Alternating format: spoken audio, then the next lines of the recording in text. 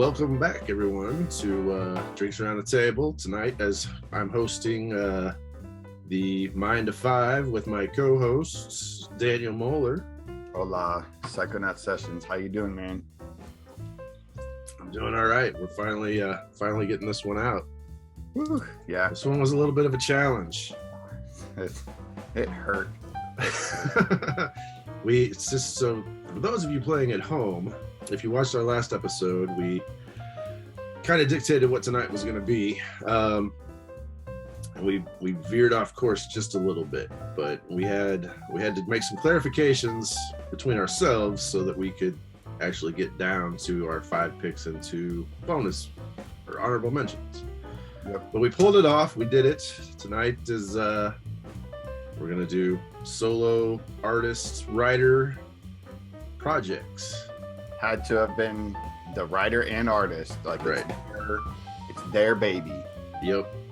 In technical terms, a lot of people would call that a cartoonist. Fair enough. All right. But then. whatever. We'll be technical. Yeah. Top 5 cartoonists. So I wanted to let you know, like, my original list was like 2 fucking pages long. It was insane. And wow. So I had to basically, like, this top 5, I would really need more of a top 20. I feel really bad even about the people that I left out. So that's why this hurts so much. And I tried my best to leave out things, options that you possibly would have put in yours. Oh, I did not do that. So yeah, I wanted to see if I could kind of target what I thought you would have picked. So we would have helps narrow it down for you. Then that's good. Yeah, it helped. So we did have to. So we did deviate from creator owned. So there might be on one of these lists. It's not creator, like it's the sole. It fits the criteria completely, other than the fact that they don't own the comic. But otherwise, it's still writer artist. And with that being said, without further ado, why don't we kick off and you start with your honorable mentions? Okay. First honorable mention, Katsuhiro Otomo, who did Akira. So, which came out in Young Magazine Japan from like 82 to 90. Just that guy. I just recently got the whole set for Christmas and it shot way up. He makes every comic artist in the world look lazy. From the stills everywhere of his panels. Not stills, that would be from the animated movie, which is also great, the anime, but yeah. Insane. Solid and pick. Then my second honorable mention, Art Spiegelman, Mouse. Mouse is amazing. Before even this whole craze going on with Mouse being banned, I loved it. When I taught a class in college on comics and graphic novels, Mouse was one of the first ones. But also just like as a creator, as a cartoonist, Art Spiegelman is amazing. The work he did with Raw Magazine. He is responsible for Garbage Pail Kids. Which is fantastic in and of itself. That might as well be Jesus to me. So, but Mouse it's not just the hype. It is an amazing book. Not just about the Holocaust, but about like trauma and how it's passed down in the family. Anyway, honorable mention. But beautiful works, both of them. They could have easily been in my top 5 list. I just had to make butchering sacrifices and roll the dice. Sure. Yeah. This list was particularly tough for you. Mm-hmm. All right. So my honorable mentions are, I did Jim Starlin on Warlock, number 9 through 15. But the reason it's this one is because he did the layout. He didn't do all the pencils of 9 through. So, I don't know. I had to throw it in because it's Starlin, but it's amazing work. All of his pivotal stuff to me, he didn't draw. So, but I had to put it in my honorable mentions just to get him on the list. And then my other one actually is, that was 75, 76 when Warlock came out. Yep. And then my other honorable mention is from 1990 to 92, Guardians of the Galaxy, number 1 through 29, Jim Valentino. Oh yes. Oh my God, I forgot about that. That's such a good run. I loved that run. I loved that run so much. Like anyway, honorable mention.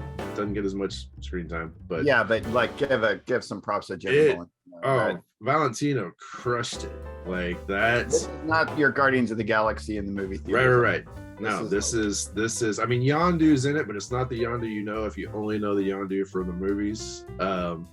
No, fantastic run. If you can get, I mean, the trade. I think there's an omnibus out now actually of 1 through 29 and the annual that he did. Why did you tell me that? But yeah, so that's my second honorable mention. It's good. Wow, we're knocking it out of the park already. Right? This is all right. I'm about ready to cry. This is so good. Okay. Good stuff. All right. Number 5. All right. What is your number 5, Mr. Mueller? All right. A newer artist. I had to knock him up there because I'm obsessed with him. I found him this year. Matt Lesniewski. Wow, okay. He did The Freak, which was an Emmy-nominated book from Ad House in 2019. And then Static. He's done some other stuff, but these are his creator-owned, like his. Right. He was writer artist. And Static, which came out from Dark Horse in 2021. He's done some other recent stuff for Dark Horse. I know he's got another project in work. So, as you know, but viewers may not, I was obsessed with him when I first found him, and I thought, this guy, I would want to have this. I would hire this man to draw my Simon Myth comic book.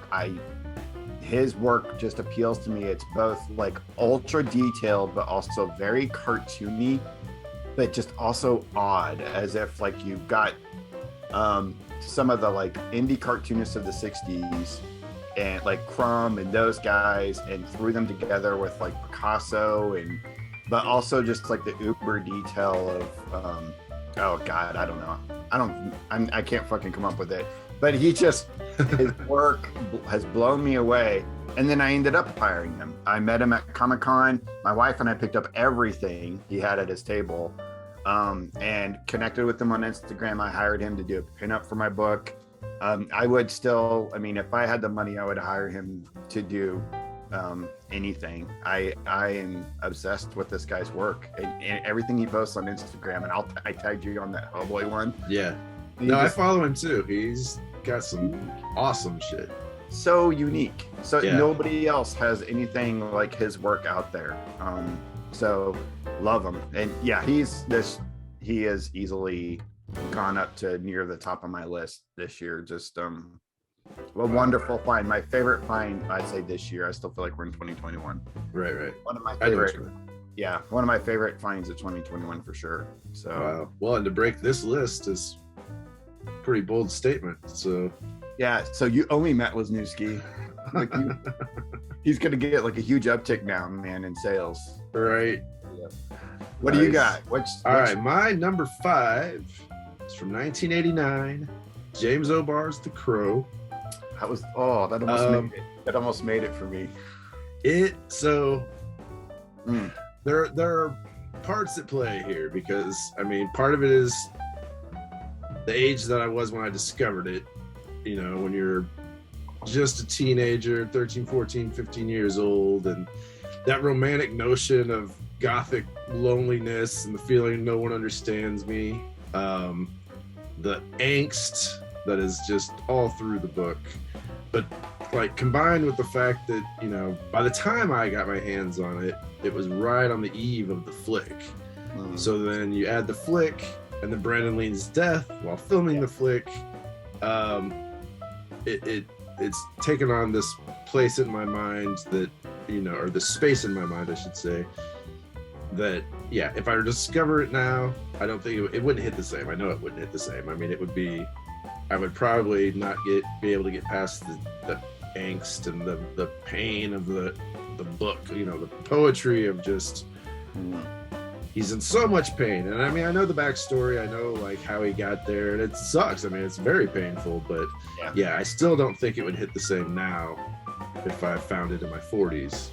But yeah, it still makes my top 5.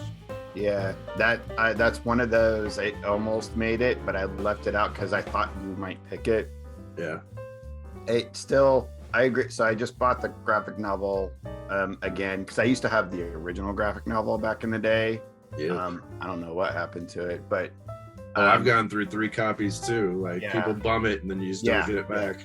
But revisiting it, it's like the writing is kind of in that like, ooh, as a 40-year-old man, it's like, okay, come on. But right. Still, the skill level of his artwork is just blows me away. I mean, you can feel the angst in his work, and he's actually pretty technically savvy, I think. Well, I like how he played with that too. Like he was technically savvy in various kind of styles. I mean, maybe not styles, but approach. Yeah. Like, I mean, the techniques whole, and stuff. And, outlaw comics artist to the T. Totally. 100%. Yeah. Number 4. Where am I at? Okay. Another Japanese creator, Junji Ito. Okay. So Junji Ito, mostly, so what I've read of his, I have not read all of his works, but Uzumaki, which was in 2001, or at least the collection. Gyo, Ramina, and he's done a ton of short story collections. I just got one for Christmas. Junji Ito, and if you haven't like fully tackled Junji Ito, brother, you have to, because it's probably the only comic books I've ever read that I actually truly get scared. It's got that like, it's like that Lovecraftian sort of horror where there's this like thing looming that is happening, and you're really uncomfortable. You start getting anxious, and he just gets these weird situations. Like Uzumaki is just about a town that gets obsessed with spirals, and spirals start just showing up in everything, in people's food, dead bodies showing up as spirals. And he just, and what's weird is he takes these concepts as far as you can take these concepts. Another one, Ramina, is just about a planet that shows up in the solar system and then shows up and devours all the other planets, shows up next to Earth. And it's called Ramina because the guy who discovered it named it after his daughter. Okay. And it's about this planet just showing up right next to Earth, devouring all the other planets, devouring the moon, and everybody going crazy. Just like madness, like the idea of like this great like unknown happening and everybody going mad because of it. Right. And it doesn't disappoint. I mean, he will take these concepts as far as you can take these concepts, and it doesn't ever turn out like weird or hokey. It always like, it's usually a very satisfying ending. And you know, he's able to do this too, and like even his stories, and not just like his graphic novels, like his big volumes, like little short stories. He's able to invoke that same kind of like, what the fuck is going on? I don't feel right reading this. And right. So yeah, I mean, I mentioned to you, I have a stack of things that I'm ready to deliver to you for like work that Junji Ito's on the top of it, especially being as much of a horror fan as you are. You're way more of a horror person than I am. All right. Beautiful work. I dig it. Yeah. Look forward to it. All right. So my number 4 actually just was bumped to number 4. It probably would have been number 3, but as we'll see, it got knocked. But it's still my top 5. So I'm a huge fan. But Dan Brereton's Nocturnals from 1995 to present, debuted from Malibu Comics, Bravura Malibu Comic, like however that played out at the time. But it's what happens when you take the occultisms of 30s, 40s pulp fiction, blend it with Universal monsters, gritty westerns, and that outcast mentality of the X-Men, and just run it through the holiday of Halloween. Like, it's a blast. I remember all the ads, but I've never read it. I need to read this book. Well, then when you give me a stack, you'll have to bum it, because it hits so many spots, like trips so many triggers of stuff that we both dig. And I mean, the painted art, like each panel is a painting, and oh man, Like it's, whoo, so good. I mean, it blends. How do I explain it any more than that?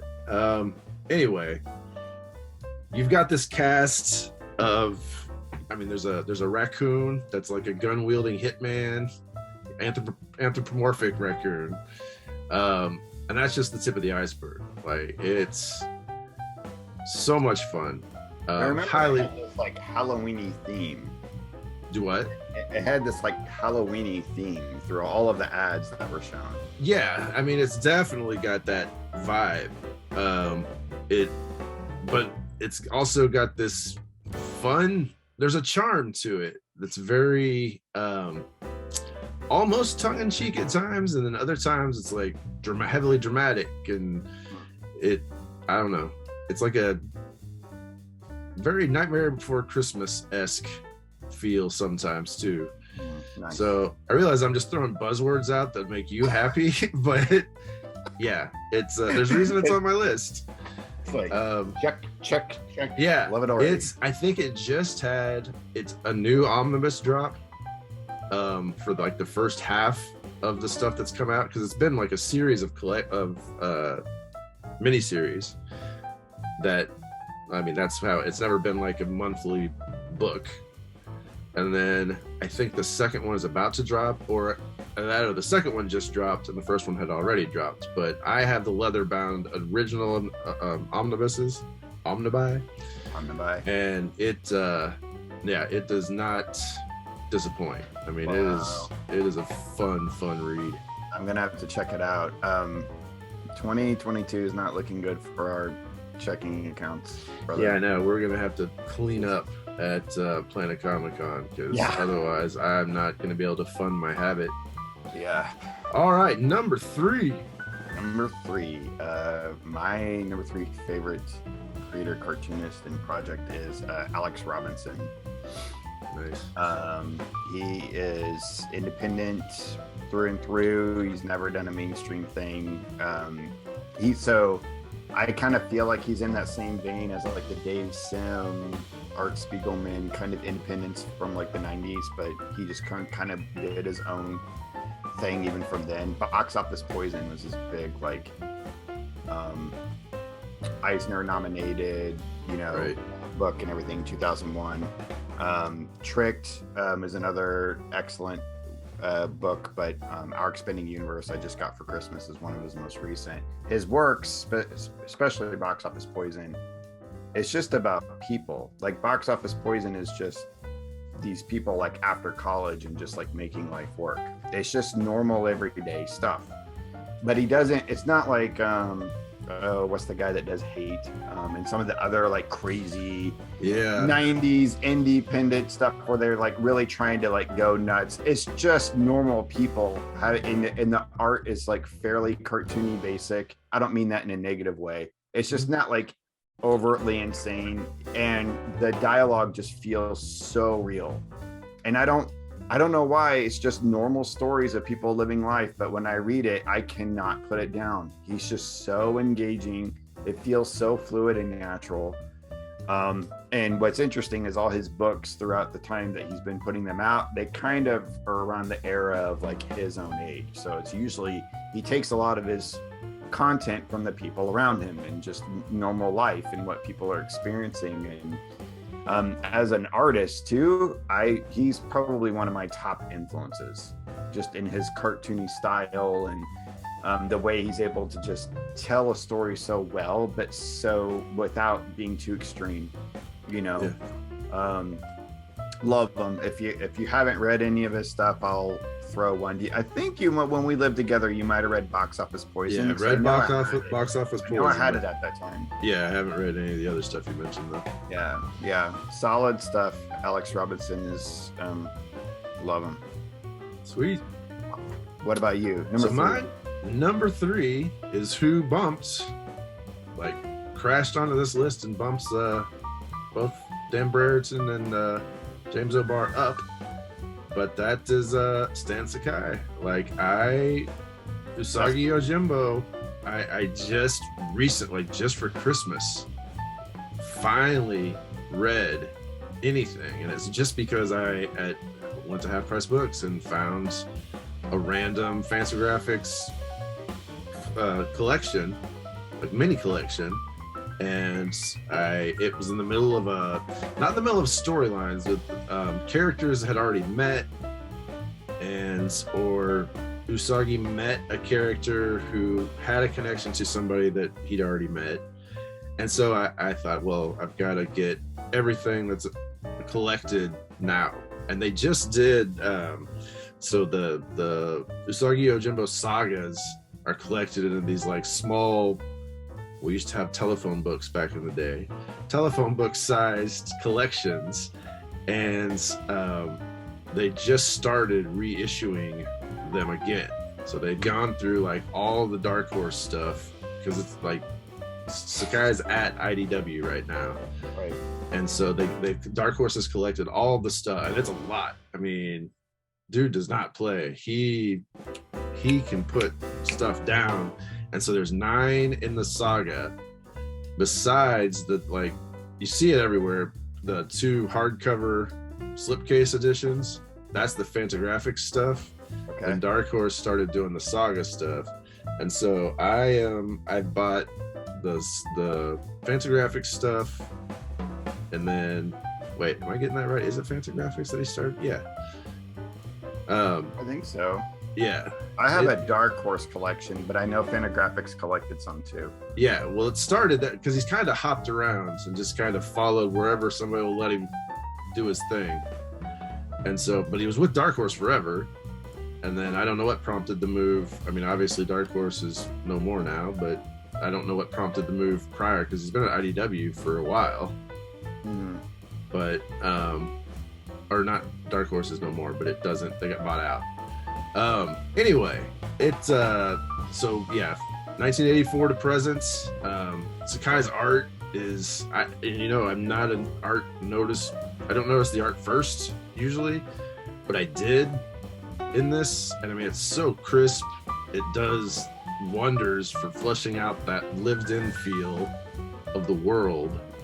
The history of Japan just seeps through this narrative of an anthropomorphic cast like wandering around feudal Japan, and I adore this book. The fact that it's like gone, not only hit my top 5, but is halfway up my top 5 favorite. Right. I cannot, like, I had known, and it was kind of like what you were saying with Nocturnals, like you would see stuff. Obviously I knew Grasscutter was a big deal, but reading it, it's worth like all the hype that I had ever heard about the Grasscutter storyline. It lived up to it. It was so good. I can't wait to do that someday.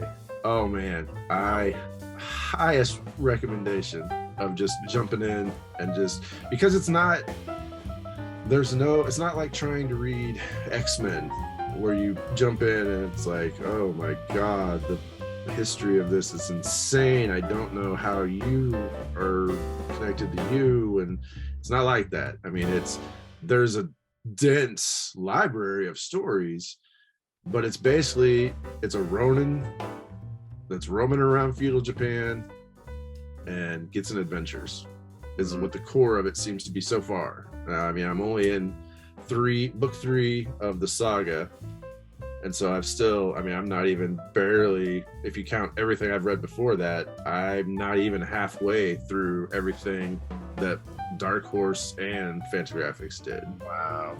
So yeah, it's a lot.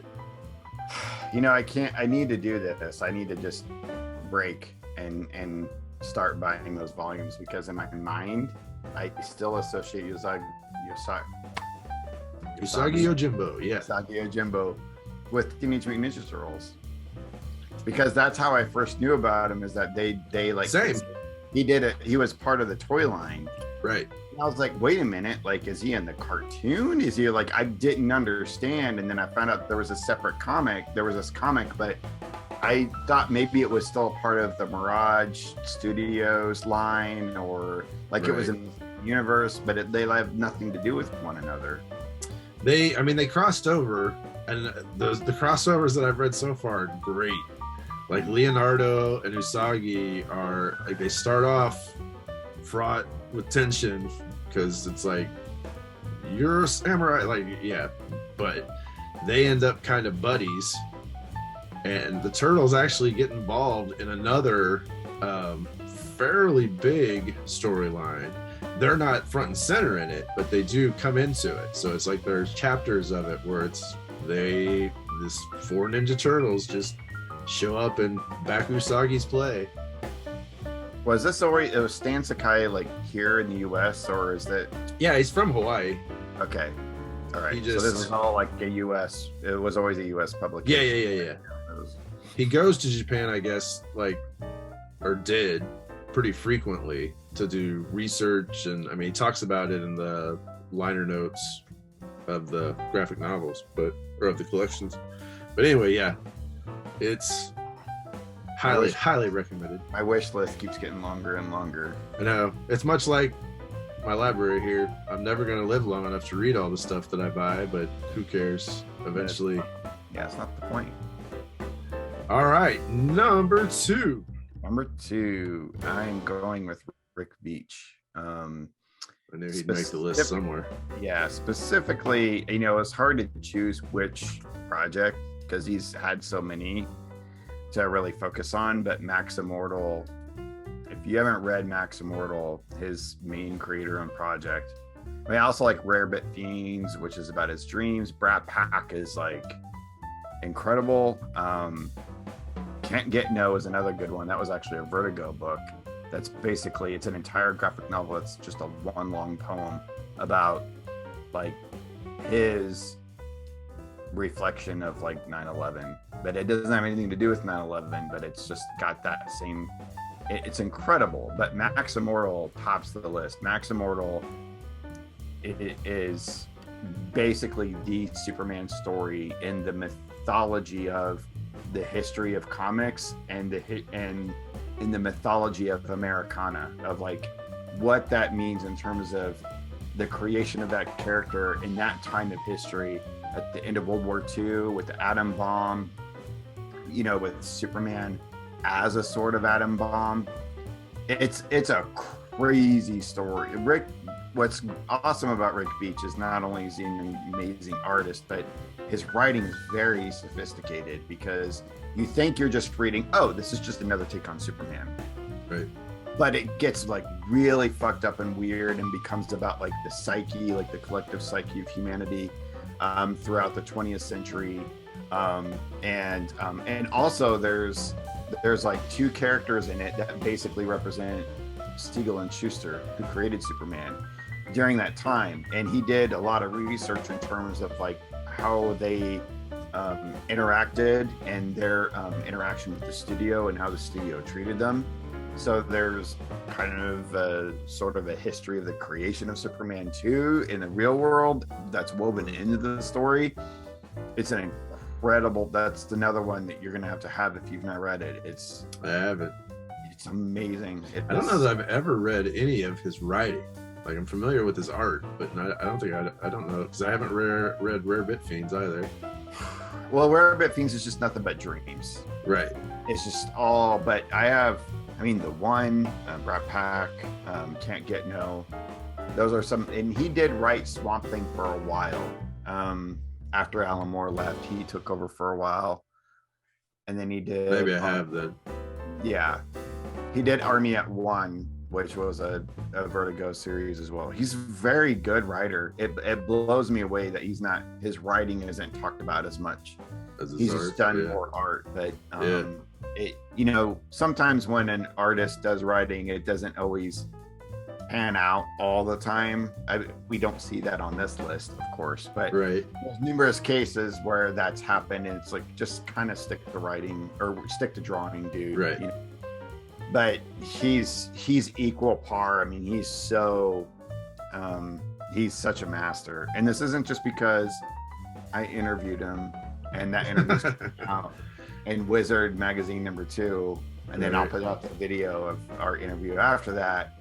But I will say nice plug. That was very well done.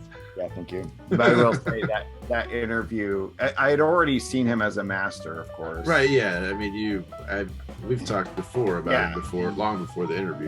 1963. You know, he did some of the ABC line with Alan Moore as well. He did Gray Shirt, so I'd already known of him. I loved his stuff, but when we talked, it was. Hopefully, you'll see it when I do finally put the video interview out because, I mean, I've already told you I connected with him way more than I felt like I would. Like this dude, I want to sit around and just have a joint with this guy, like in the middle of the woods. This is my dude. This is my guy. He's so cool and just such a normal guy. Yeah. You know, he's not weird, crazy. You know, he's not obtuse, artsy. He's just you know, lives in the woods in Vermont. He's just a normal guy. He's like a small town dude, like we know we are. So yeah. Love him. Nice. I'm anticipating your number one and your number two, and I think I'm getting bets out. I need to start making bets. Right. Well, my number one is, I mean, it's much like our flicks. Like, I'm pretty vocal about my number one, so I wouldn't be shocked. And probably number two you'll get also, but my number two is from 1991 to 2004. Jeff Smith's Bone. Yes. I, much like Sakai's art on Usagi, it's one of the few instances where the art, I was paying as much attention to the art as I was the writing. Yep. It's a tale like epic in scope. It's at times funny, intense, sweet, charming, scary. It's Lord of the Rings meets David the Gnome. It's so, the grandeur of it is insane. And then the cartoon arts. Do I? I cried. I didn't cry, but I definitely. Well, I did on. I teared up on Rose, but he didn't do the art on that. But yeah, that cartoon style sells all that description. Like it hits all these different levels. The world building is every bit. I mean, I can't think of, in comics particularly, any world building that's better. I mean, there's some that's just as good, but like the lore is so well done. The way it doles out slowly. I mean, it doesn't even, at first it's just a simple country town, cow races, and you go from that to just disposed queens and it doesn't feel like it at first either, right? I mean, at first it's just like, this is fun. And then you're like, holy shit, this is some of the most epic shit I've ever read. Right. By the ends, I mean, when it gets into the dream circles and dragons and, well, the dragon comes in pretty early. But anyway, yeah, like it's taken as that one omnibus collection as to sit down and read 1,100, 1,200, however many pages that is. Yeah, you go on a ride.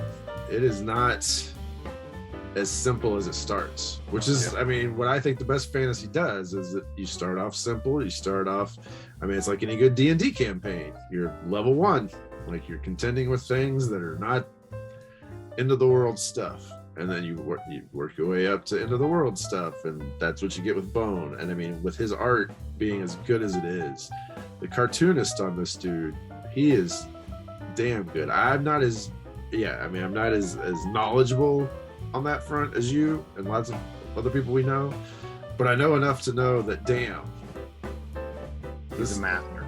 You could take away the balloons in whole swaths, the dialogue balloons, and still follow what's going on just from the emotive faces. And yeah, top-notch stuff. He has an animation background. I mean, it like really delivers because it shows. It's not only do you get the like fluid movement that sequential art needs, but even like the Bone characters who are the most cartoony, they all have weight. They all feel like real, tangible 3D. This was one I knocked out of my top 5 because I knew you would have it in your top 5. Jeff Smith, fucking master. He is. Anybody who wants to ever be a cartoonist, you have to study Bone. You have to like absorb it. Whether you're actually, if you want to be a writer or an artist or both or whatever, it's just, there's a reason why he became a millionaire off of this book. Yeah. Yeah. Well, and I'll be interested when you finally get around to checking out Usagi. Like Sakai, they're, and it's not just because they're both black and white. Like they're are just pen and ink. Like it, I don't know. The way that they don't look similar, but the way they world build is very similar. There's so many little details going on in both works where I would just fall into the panel and sit for the longest time and it would set up things. You'd see something over here that would set up something that was about to happen, like somebody was spying or something. And yeah, no, it's my number 2 for a reason. Yes. All right, the drum roll. I just did this. It's crazy. Yeah, you did. That was almost jazz hands. Felt like I was in the 90s for a second. All right. Number 1. My number 1, Scott McCloud. So he's got a plethora of works under his belt, most of which is Understanding Comics, which is like one of the largest contributors to the entire comic industry. But the book that I'm putting on the table is Sculptor, his most which is like all this stuff that he's talked about in Understanding Comics, Reinventing Comics, Making Comics. He's made all these books, these comic books about making comic books, and giving us a language to talk about comics, but it all culminates in the Sculptor. This has to be his magnum opus. It is. I love it because he just put it out in a single graphic novel volume. It didn't come out in increments at all. And it's just, oh God, I wasn't prepared to talk about how amazing this book is. I read it over vacation a couple of years ago, and it's about an artist who, I can't remember, but he makes a deal with some mysterious figure where he's a sculptor and his sculptures start becoming like real. And he starts making sculptures that like, start making people like absolutely obsessed with him. Like they just cannot get enough of whatever he creates as well. It's a really crazy story, but it's all really just based upon this crux of a love story of his obsession with this one girl, and it carries all the way through. It's huge. It's a gigantic. I should have got it out for you, but all my boxes right there for Comic-Con. But it's a massive volume. It's about as big as Bone. Get it in hardcover right now, but it's for anybody who wants to have a story that where you can find somebody who relates to you in terms of the idea of creation and creating something and how much joy that can bring, but also the addictive quality of it and the hardship that can come with it. It's all in it's all in that book, and McCloud's just a master. He delivers. I mean, this is the guy who did the Creator Bill of Rights with Dave Sim and all those other guys. He created the 24-hour comic. I mean, Zod almost made my list. It got cold from my top 10. Yeah, I mean that's close in terms of another great. That's actually really another good book, and kind of like Bone in that it starts simple. You think it's just some superhero tale, cartoony tale, but he starts all the things he did in his later works. He starts experimenting and doing all this crazy stuff later in the book. Yeah. And it becomes pretty epic. He's one of those people that as he matches that's kind of what the criteria was for me, other than trying to eliminate what I knew you were going to put on was so predictable. Somebody who it wasn't just they created something cool as a writer and an artist, but their writing was matched with their art as well. So it's not even necessary that these are my favorite artists, but both of those qualities match. And that's kind of how I came from it too. Like the project is where more so than whether their writing or their art was what. I mean, it varies. Obviously, I've with Sakai and with Smith, I talked as much about their art as I did the story, but it's mostly just the weight of the project as a whole, that how it hits me, how I dig it. And I mean, that's how I've done most of these 9 to 5s. Like, you know, it's how much I dig it. Like we've talked before, we both know that, you know, on the grand scale of things, there are things that are more not important, but talked about, that they make the top 10 lists on Amazon. Right, on everything, yeah. And that's not always, it's not to be contrarian, it's just sometimes things don't hit. Sometimes, I mean, clearly I'm more contrarian on this list than you are, because I've got stuff that there's not a top, if this list was done like across the board with comic geeks everywhere, Bone would be on it. Probably Usagi Yojimbo would be on it. Yeah, so I mean, but be that as it may, it's just the stuff that I dig the most. Yeah, totally. Well, again, if you haven't, I guess you have checked out Zod, but if you haven't, Zod, I know, yeah, Zod, if you haven't checked out Sculpture, I'm putting that on your list too. Yep, I'll need to bum that too. A beautiful book, beautiful book.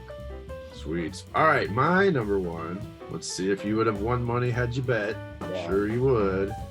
You want me to just say it, or 1994 to present? Mike Mignola's Hellboy. Yes. Which everybody that knows me knows that, like, anytime I ask an artist friend, or if I ever get commissions, like, Hellboy is what I ask people to draw for me. That's actually changing now, though. I'm gonna start doing Warduke. But anyway, from D&D. That's a side note. Anyway, yes, I massively love.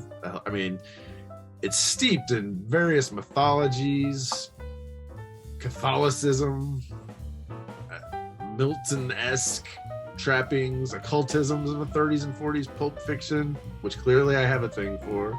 Oh, hell yes. Lovecraftian nightmares. Like, I'm drawn to weird tales where monsters can be combated with tattered books discovered in dusty old libraries with rickety lamps and trusty handguns.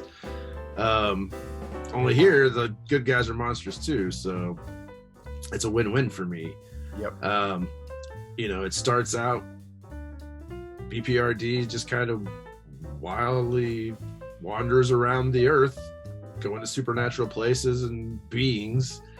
And what I love, and I mean, anybody that reads Herald Earth, this is a situation where it's not us, like, this is just a weird happenstance that Herald Earth, I mean, everybody that has read the timeline knows that in NVCC, something happens, the good guys don't win, and like the aliens overlords take over, and that's where Herald Earth comes in. That's what happened in BPRD. Like, they did, I mean, it kept going, and the storyline doesn't end where Earth falls, but I mean, hell, the last Hellboy arc is Hellboy in Hell.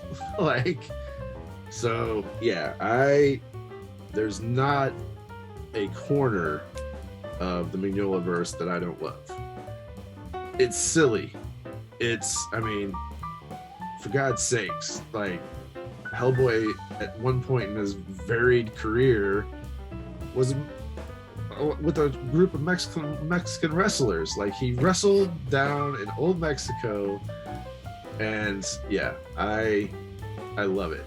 I love it. I love the whole cast. I mean, Abe is a fascinating character. Liz is a fascinating character. Roger, like, I mean, just go down the line. Everybody that's come in has at the very least been intriguing. And that's not even discussing the villains yet. I mean, Rasputin is another level, but then Baba Yaga, like, no. That, and the way that whole, it's what I'm shooting for in my NVCC work, where you can read a story and it's just a badass story with Hellboy. Like, it's not, you don't even need to know any of the rest of it, all the other trappings.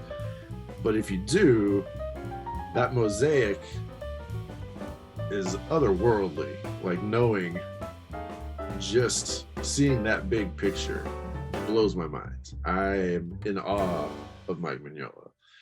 But, like, that's